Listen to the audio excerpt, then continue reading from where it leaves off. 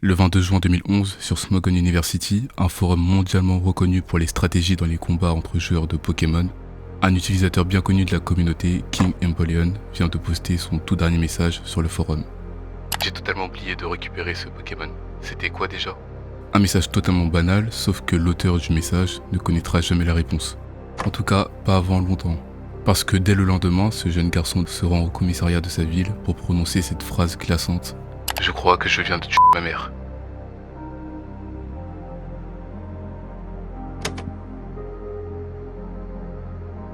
Alors pour bien comprendre cette histoire, il faut d'abord s'intéresser à notre protagoniste, Terry Payton, de son vrai nom Terence R. Payton. Il n'a pas eu une enfance facile, il est né en 1995 d'un père britannique immigré, Stephen Lee, et d'une mère américaine, Katie Payton, à Paris dans l'Illinois. Lorsque Terry n'a que 2 ans, ses parents se séparent car sa mère accuse son ex-mari de violence conjugale. Le père est donc expulsé des États-Unis et Katie fait tout pour lui interdire tout contact avec son fils. Elle va même entamer des procédures pour que Terry prenne son nom de famille.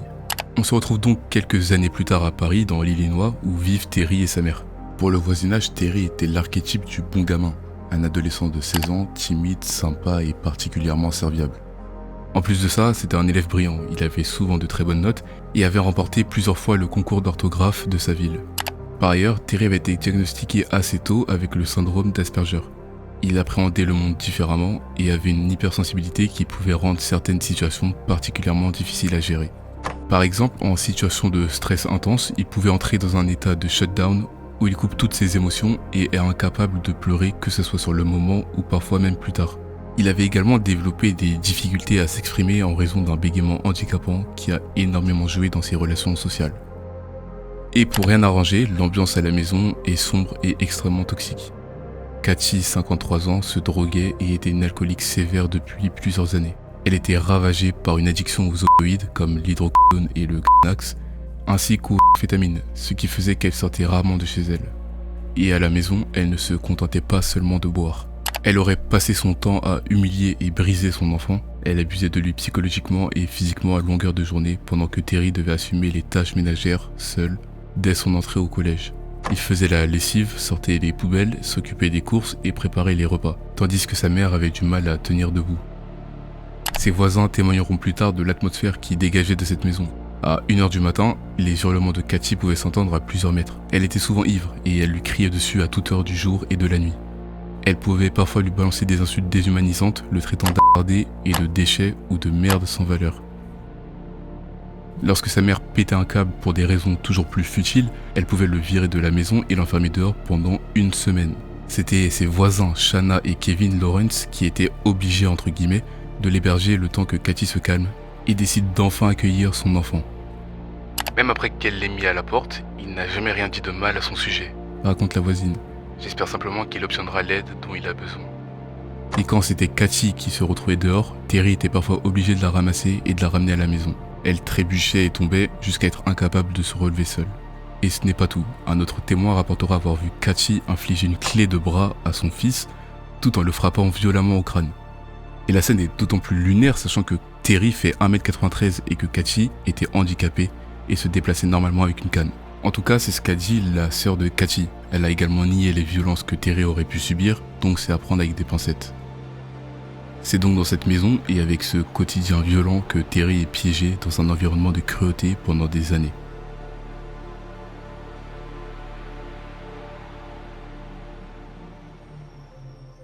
Faisons un petit focus sur la chute de Katie Payton, qui avait débuté bien avant la naissance de ses enfants. Car oui, Terry n'est pas son premier enfant. Avant lui, elle a eu une fille d'une autre relation, Sabrina Cooley.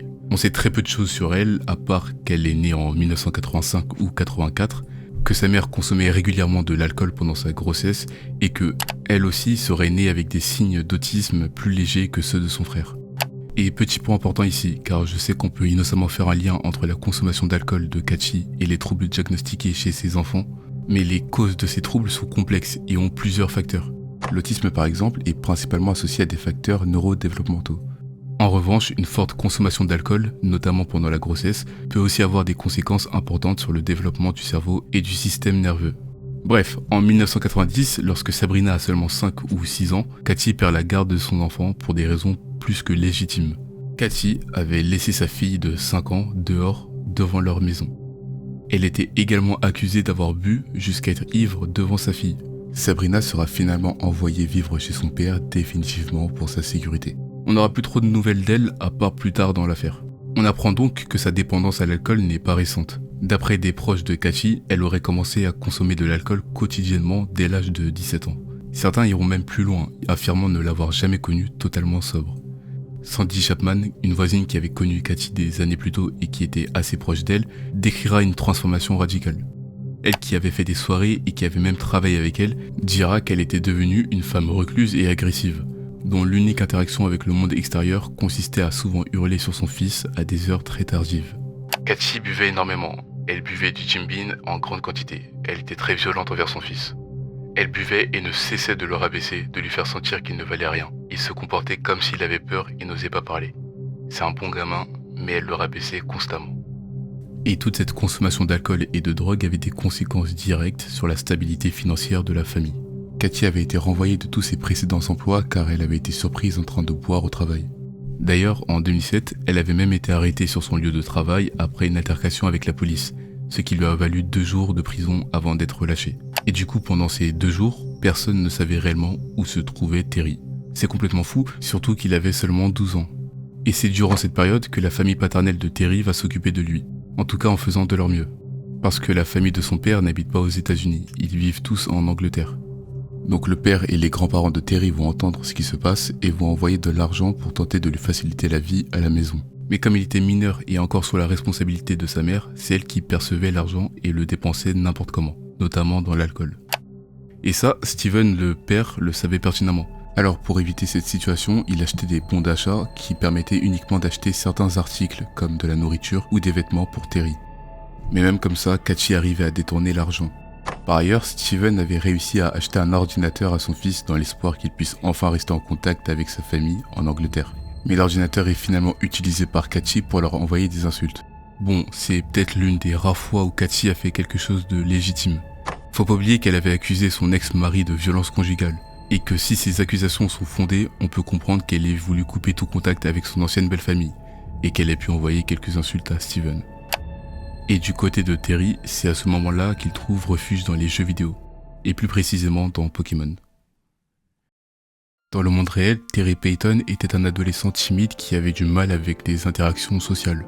Mais sur les serveurs de Smogon University, c'était une toute autre personne. Smogon University, c'est un forum mondialement reconnu pour les stratégies dans les combats entre joueurs de Pokémon. Et dessus, Terry existait sous le pseudo de King Empoleon. Ce qu'il adore sur ces serveurs, ce sont les matchs compétitifs en ligne. Il va donc jouer à des simulateurs de combat contre d'autres joueurs, mais pas que. Entre avril 2010 et juin 2011, il a envoyé 421 messages. Il était vu comme un tacticien respecté, capable de débattre des mécaniques du jeu les plus dures et de calculer des statistiques complexes pour des matchs compétitifs. Notamment pour tenter de participer au championnat du monde de Pokémon, le VGC. Donc sur le forum, il avait un rôle important au sein de la communauté Pokémon. C'était devenu en l'espace d'1 an un membre respecté et ultra actif. Pokémon était son échappatoire. Je sais que ça peut sonner cliché, mais c'est la réalité pour énormément de personnes. Les jeux vidéo permettent d'oublier pendant quelques temps tous les problèmes qu'une personne peut avoir. Et Pokémon en l'occurrence avait un système parfait pour Terry, parce que là où les règles changeaient en fonction de l'humeur de sa mère et de la quantité d'alcool ingérée, celles du jeu restaient toujours les mêmes. D'ailleurs en 2010, il rêvait de participer au championnat du monde à Indianapolis, ce qui était une occasion rare pour Terry d'enfin quitter son domicile. Malheureusement, il a dû annuler à la dernière minute son voyage, on n'a pas trop d'informations sur la raison, mais il comptait quand même participer pour la prochaine édition. Oh ouais, carrément, j'espère ne pas rater l'événement cette année. Ça fait des années que je ne suis pas allé à Indianapolis. Ce qui ne se fera jamais. Le 22 juin 2011, à quelques heures de l'irréparable, Terry a posté un dernier message sur le forum. J'ai complètement oublié d'aller chercher ce Pokémon. Mince, c'était quoi déjà ? C'était le dernier signe de vie de King Empoleon sur le forum qui était devenu son refuge pendant une courte période, avant que ses problèmes ne réapparaissent. Le 23 juin 2011, Terry Payton se réveille vers 10h. Au même moment, sa mère avait déjà bu plusieurs litres de whisky et consommé une forte dose de drogue, ce qui l'avait mise dans un état second dès le matin. Et d'après Terry, une dispute avait éclaté entre les deux parce qu'il avait oublié de verrouiller la porte d'entrée la veille au soir. Donc pendant plus de 3 heures, Kachi et Terry s'embrouillaient dans la maison. Cathy l'accusait de lui avoir volé de l'argent et le forçait à appeler la police pour se dénoncer lui-même, alors qu'il affirmait être innocent. Et vers 13h30, le jeune homme de 16 ans finit par craquer. Dans un geste de désespoir, il saisit la bouteille de whisky et la vide dans l'évier de la cuisine. La réaction de Cathy est bien évidemment immédiate. Elle le griffe, tente de le mordre et réussit à le coincer dans un angle de la cuisine. Terry déclarera par la suite qu'elle aurait tendu le bras vers un grand couteau de cuisine. Alors il en a saisi un autre et l'a poignardé 7 fois à la poitrine et au cou. Terry a poussé sa mère au sol, frappant son crâne contre le béton à 3 ou 4 reprises, provoquant une fracture et une hémorragie cérébrale. Puis avec le couteau qu'il avait saisi sur le comptoir, Cathy Payton est poignardée à 7 reprises. L'autopsie révélera un détail troublant, aucune trace de blessure défensive sur le bras de la victime, ce qui laisse penser qu'elle était déjà inconsciente après les coups à la tête, soit complètement paralysée par son taux d'alcoolémie très élevé. Après avoir tué sa mère, Terry ne panique pas. Il quitte la maison et marche jusqu'à un McDonald's pour acheter à manger avant de traîner dans les rayons d'un Walmart. Visiblement, c'était sa façon à lui de se vider la tête. À son retour, il déplace le corps de la cuisine vers la chambre de Cathy, puis commence à nettoyer la scène de crime. Cependant, il laissera une trace indélébile du meurtre qu'il venait de commettre. Il envoie un message à son ami Jacob Schumacher. « J'ai tué ma mère, j'ai besoin d'aide pour faire disparaître le corps. Je l'ai poignardé 7 fois après l'avoir roué de coups sans pitié. » Finalement, vers 18h30, Terry Payton se rend au poste de police de sa ville. Il s'approche des policiers et lâche la phrase qui scellera son destin. « Je pense que je viens de tuer ma mère. » Alors ce qui se passe pour Terry, c'est qu'il est dans un premier temps arrêté puis placé dans un centre pour mineurs. Mais étant donné que le procureur avait décidé de le juger comme un adulte, l'affaire relève de la cour criminelle classique. Lors du procès, la défense de Terry s'appuie énormément sur le fait qu'il ait été victime du syndrome de l'enfant battu. Ensuite, on entre sur le terrain médico-légal, là où les faits devraient être indiscutables. Et pourtant, il y a des incertitudes sur la scène de crime. Pour l'accusation, l'absence de traces de défense sur les bras de Cathy et la disposition des taches de sang suggèrent qu'elle était déjà inconsciente ou allongée lorsqu'elle a été poignardée. Là où les experts de la défense contestent ces conclusions, affirmant que rien dans l'autopsie ne permet de prouver que Cathy était incapable de se relever ou de menacer son fils après avoir frappé le sol. Bon, jusque-là, ils n'ont toujours pas mentionné l'élément le plus important dans cette affaire, celui qui peut changer tout le procès. L'accusation décide de montrer une série de SMS envoyés à son ami Jacob Schumacher des mois avant le drame. Les mots sont assez crus, on peut pas faire plus clair. « Je vais la tuer », écrit quelques mois avant le meurtre, ajoutant qu'il était fatigué de cette alcoolique. Le 20 juin, soit 3 jours avant les faits, un autre message mentionne « On pourrait bien avoir à enterrer ma mère si elle ne cesse de se plaindre d'une affaire de cassette que je n'ai même pas. » En vrai, ces écrits nous montrent juste une autre réalité qu'on n'avait pas forcément vue depuis le début de cette histoire. Le vrai point de vue de Terry. Parce que depuis, on le voit comme une victime silencieuse qui reste dans son coin et qui joue à Pokémon. Alors qu'il s'exprimait beaucoup plus en privé avec ses amis. Mais bon, pour l'accusation, ces éléments sont décisifs et marquent un point de non-retour dans le procès. Pourtant, à l'extérieur du tribunal, une mobilisation inhabituelle s'organise. Des dizaines de camarades et de voisins, persuadés que Terry est la véritable victime du système, portent tous des t-shirts Support Terry. Une fondation est créée et un groupe Facebook rassemble plus de 700 membres pour financer sa défense. Ça montre le vrai soutien que Terry possède. Les gens ont compris son histoire et le voient comme la vraie victime. Le 2 mars 2013, après 5 heures de délibération, le juge rend le verdict. Terry est coupable de meurtre au second degré. Le système reconnaît la culpabilité de Terry, mais admet une circonstance atténuante écartant la préméditation du premier degré. En 2013, la sentence tombe, il prend 8 ans de prison. Mais étant donné qu'il avait déjà passé environ 2 ans en détention provisoire, il sera libéré vers 2015. Je pense que le pire dans toute cette histoire, c'est de se dire que tout ça aurait pu être évité.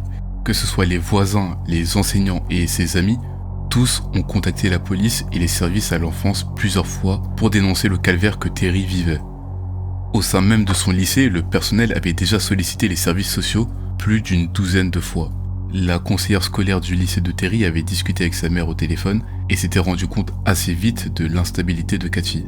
La conseillère avait appelé Cathy pour un problème mineur à propos de Terry, mais Cathy s'était emportée au téléphone et avait déclaré à propos de Terry qu'elle lui couperait les jambes avec un couteau électrique pendant qu'il dormait, et qu'elle lui trancherait la gorge s'il volait ses médicaments. Dès l'annonce du crime, l'identité de Terry Payton, alias King Empoleon, est devenue une fascination morbide pour énormément de personnes. Sur Smogon University, les utilisateurs ont commencé à analyser ces centaines de messages pour espérer trouver des signes avant-coureurs de l'événement tragique. Aujourd'hui, on n'a presque aucune info sur ce que devient Terry, et c'est pas plus mal comme ça en vrai. Depuis sa libération, Terry est resté très discret. Sa tante, elle a été accusée par d'autres membres de la famille d'avoir vidé les comptes bancaires de Cathy en se déclarant frauduleusement comme unique héritière. Et du côté de la famille paternelle, sa grand-mère et son père espéraient qu'après sa peine, Terry puisse s'installer en Angleterre pour recommencer sa vie loin de son passé traumatique. Mais comme je l'ai dit, on ne sait pas du tout si ça s'est finalisé. Le nom de Terry restera attaché à celui d'un adolescent passionné qui s'est retrouvé au cœur d'un drame que personne n'a su empêcher.